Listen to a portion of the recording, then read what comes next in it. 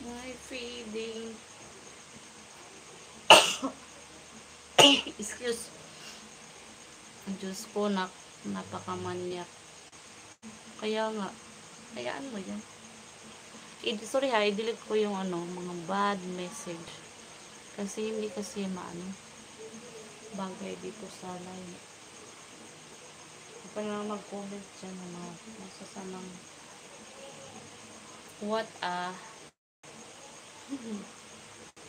iwan ko sa kanila, sobrang imagination. Para bang nakatingin, nakahubad na ako. Nag-live lang, hinubaran na.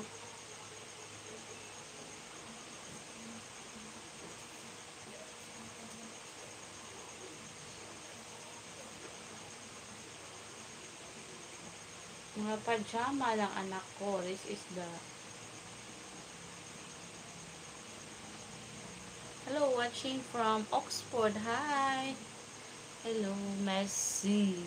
Messi, you are a girl or boy? Thank you for watching from Oxford. Hello. Uy, nakapakumulo ng buhok ko. Maligo pa ako mamaya. I will take a bath after this. Kasi kakakain ko lang. Dol, daghan lagi mga comment nga bastos. Respeto po mo ay sige. Maog yun. Ako kapang delete. Pag para ba nakatingin na nasa live, parang hinubaran na ako.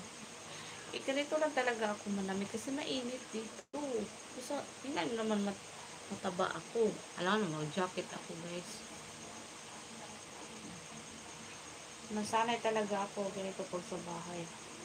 Kasi, 60 single mom. Ay, cute ito siya, cute. Pag ginaganda bra. Ito panty ha, bra. Kasi wala siyang wire. No wire. Parang hindi masakit sa, sa dibdib. Ayoko mag-bra ng may wire. Kasi, masakit ang daddy.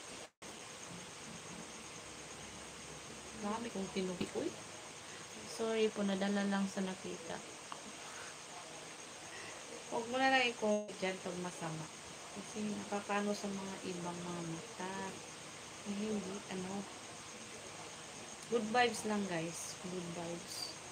Good vibes. Pag good vibes lang tayo. Huwag tayong over imagination. Kasi mahirap na. Kasi ako one time na demonetize ko dito kasi sobrang mga bad comments siguro.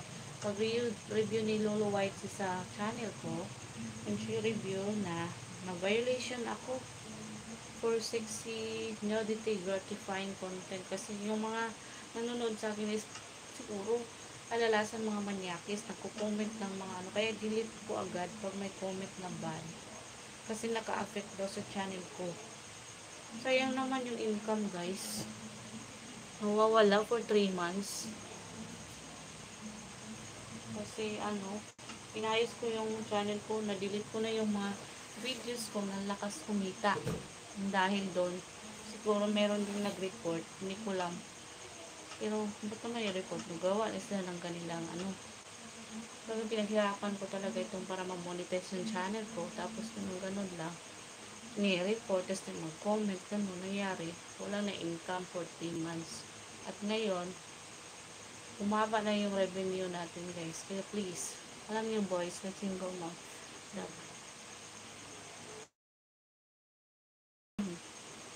tama. Kasi single ba, alam niyo no, dapat kayo maging sa mga single mom. Kasi, ang single mom ay kaya niya itaguyod ang kanyang anak sa sarili lang niya, wala siyang kasama. Kayo pa kaya mga lalaki, hindi kaya alagaan yung anak. Kaya huwag kayong sa mga single mom ha. Dapat kayo magsaludo kayo sa mga single mom. Pero lang yun sa iba na pumapatol ng iba-iba. Ako hindi kasi pilikan din ako sa mga lalaki.